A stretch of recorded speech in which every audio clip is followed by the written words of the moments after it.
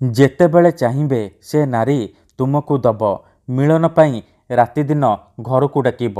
କେବଳ ସାଧା କାଗଜରେ ଓମ୍ ନମଃ କାମଦେବାୟ ଆମୁକଂ ମେ ବଶ୍ୟମ୍ କୁରୁକୁରୁ ସ୍ୱାହା ଏହି ଯେଉଁ ମନ୍ତ୍ର ଆପଣ ଶୁଣିଲେ, ଏହି ମନ୍ତ୍ରକୁ ସାଧା କାଗଜରେ ଲେଖିକି ନିଜ ତକିଆ ତଳେ ରଖିଦିଅନ୍ତୁ।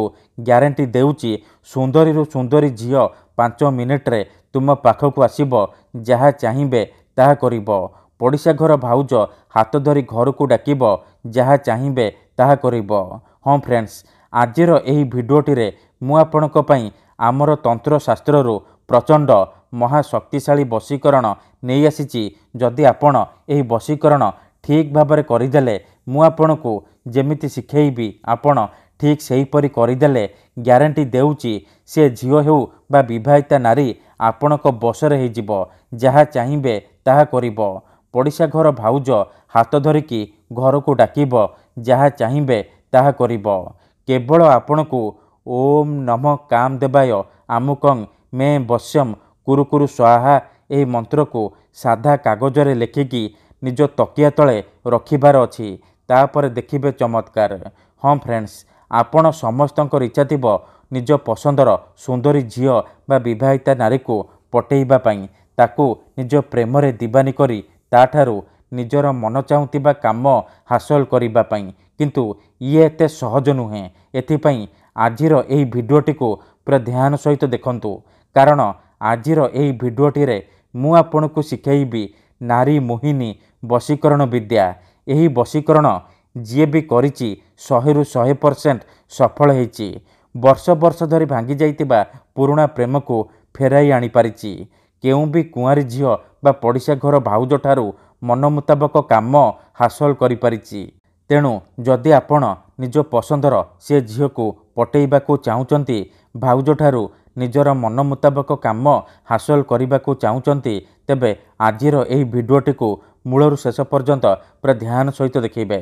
ନମସ୍କାର ଫ୍ରେଣ୍ଡସ୍, ଆମର ଚ୍ୟାନେଲକୁ ଆପଣମାନଙ୍କୁ ସ୍ୱାଗତ। କେତେଥର ଏମିତି ହେଇଥାଏ କି ଆପଣ ଯେଉଁ ଝିଅକୁ ଭଲ ପାଉଛନ୍ତି ସିଏ ଆପଣଙ୍କୁ ଭଲ ପାଏନି, ଅନ୍ୟ କାହାକୁ ଭଲ ପାଏ, ଆଉ ଆପଣ ତା ପଛରେ ଗୋଡ଼େଇ ଗୋଡ଼େଇ ନିଜର ସବୁ ସମୟ ସାରିଦିଅନ୍ତି, କିନ୍ତୁ ସେ ଝିଅକୁ ପଟେଇ ପାରନ୍ତିନି।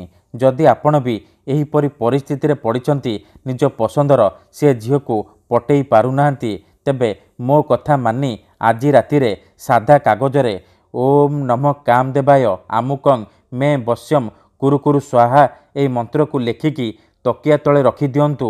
ଗ୍ୟାରେଣ୍ଟି ଦେଉଛି ସେ ଝିଅ ନିଜେ ଆସିବ ଆପଣଙ୍କୁ ଭଲ ପାଉଛି ବୋଲି କହିବ। ଏହି ବଶୀକରଣ ସାହାଯ୍ୟରେ ଆପଣ ସୁନ୍ଦରୀ ପଡ଼ିଶା ଘର ଭାଉଜକୁ ପଟେଇ ପାରିବେ। ତାଠାରୁ ମନ ଚାହୁଁଥିବା କାମ ହାସଲ କରିପାରିବେ। ଶାଶୁ ନଣନ୍ଦ ଦିଅର ଭାଉଜ କାହାକୁ ବି ନିଜ ବଶରେ କରି ତାଠାରୁ ନିଜର ମନ ମୁତାବକ କାମ ହାସଲ କରିପାରିବେ। ଏହି ବଶୀକରଣ ଏତେ ଶକ୍ତିଶାଳୀ କି ଏହାର ପ୍ରୟୋଗ କେବେ ବି ଖାଲି ଯାଏନି। ମାତ୍ର ଥରେ ଯେଉଁ ଝିଅ ବା ନାରୀ ଉପରେ ଆପଣ ଏହି ବଶୀକରଣ ପ୍ରୟୋଗ କରିଦେବେ, ସିଏ ସେହି ସମୟଠାରୁ ଆପଣଙ୍କର ଗୁଲାମୀ କରିବ। ପାଗଳି ପରି ଆପଣଙ୍କୁ ଭଲ ପାଇବାକୁ ଲାଗିବ। ଆପଣ ତାକୁ ଯାହା କହିବେ, ଯେମିତି କହିବେ ସିଏ କରିବ। କୌଣସି ପ୍ରକାର ବାଧା ଦେବ ନାହିଁ। ତେବେ ଏହି ବଶୀକରଣ କରିବା ସବୁଠାରୁ ସହଜ। ଏହାକୁ ଆପଣ କିପରି କରିବେ, କେମିତି କରିବେ, ଏହାର ପ୍ରୟୋଗ ବିଧି କ'ଣ, ମୁଁ ଆପଣଙ୍କୁ ଶିଖେଇବି। ସମ୍ପୂର୍ଣ୍ଣ ପ୍ରୟୋଗ ବିଧି ଠିକ୍ ଭାବରେ ଶିଖେଇବି। ଜାଣିବା ପାଇଁ ଭିଡ଼ିଓଟିକୁ ମୂଳରୁ ଶେଷ ପର୍ଯ୍ୟନ୍ତ ପୁରା ଧ୍ୟାନ ସହିତ ଦେଖିବେ। ଅଧାରୁ ଛାଡ଼ିକି ପଳେଇଲେ ଆପଣ କିଛି ବି ବୁଝିପାରିବେନି। ପରେ ଆପଣ କହିବେ, ଗୁରୁଜୀ ଆପଣଙ୍କର ବଶୀକରଣ କାମ କରୁନି। ବିଧିଟି ଜାଣିବା ପୂର୍ବରୁ ଯଦି ଆପଣ ଚ୍ୟାନେଲକୁ ନୂଆ ଆସିଛନ୍ତି, ତେବେ ଦୟାକରି ଚ୍ୟାନେଲକୁ ସବସ୍କ୍ରାଇବ୍ କରି ପାଖରେ ଥିବା ବେଲ୍ ଆଇକନ୍କୁ ମଧ୍ୟ ଦବାଇ ଦିଅନ୍ତୁ। ଯାହାଦ୍ୱାରା ଆମେ ଯେଉଁ ବି ଭିଡ଼ିଓ ଅପଲୋଡ଼ କରିବୁ ସର୍ବପ୍ରଥମେ ଆପଣ ଦେଖିପାରିବେ। ମନେ ରଖନ୍ତୁ, ଏହି ବଶୀକରଣ ବିଧିକୁ ଆପଣ ମଙ୍ଗଳବାର କିମ୍ବା ଶନିବାର ଦିନ କରିବେ। ରାତିରେ ଶୋଇବା ପୂର୍ବରୁ କରିବେ। ବିଧିଟି କରିବା ପୂର୍ବରୁ ଭଲ ଭାବରେ ହାତ ଗୋଡ଼ ଧୋଇକି ସଫା ବସ୍ତ୍ର ପିନ୍ଧିକି ଏହି ବଶୀକରଣ ଆରମ୍ଭ କରିବେ। ପ୍ରଥମେ ଆପଣ କ'ଣ କରିବେ, ଖଣ୍ଡେ ସାଧା କାଗଜ ଆଣିବେ, କଳା ରଙ୍ଗର କଲମ ଆଣିବେ, ଆଉ ଅଳ୍ପ ଟିକେ ଲାଲ ସିନ୍ଦୁର ଆଣିବେ। ଏତିକି ଜିନିଷ ଆଣିସାରିବା ପରେ ନିଜର ଶୋଇବା ଶେଯ ଉପରେ ବା ବିଛଣା ଉପରେ ବସି ପଡ଼ିବେ। ଧ୍ୟାନ ରଖିବେ ଯେମିତି ଆପଣଙ୍କୁ କେହି ଦେଖିବେନି କିମ୍ବା ଅଧାରୁ ଡାକିବେନି। ତାପରେ ଯେଉଁ କାଗଜ ଆଣିଛନ୍ତି ସେ କାଗଜରେ ଆପଣ ଏହି ମନ୍ତ୍ରକୁ ଲେଖିବେ। ଓମ୍ ନମଃ କାମଦେବାୟ ଆମୁକଂ ମେ ବଶ୍ୟಂ କୁରୁ କୁରୁ ସ୍ୱାହା। ଆମୁକଂ ଜାଗାରେ ଆପଣ ସେଇ ଝିଅ ବା ମହିଳାର ନାମ ଲେଖିବେ ଯାହାକୁ ଆପଣ ନିଜ ବଶରେ କରିବାକୁ ଚାହୁଁଛନ୍ତି।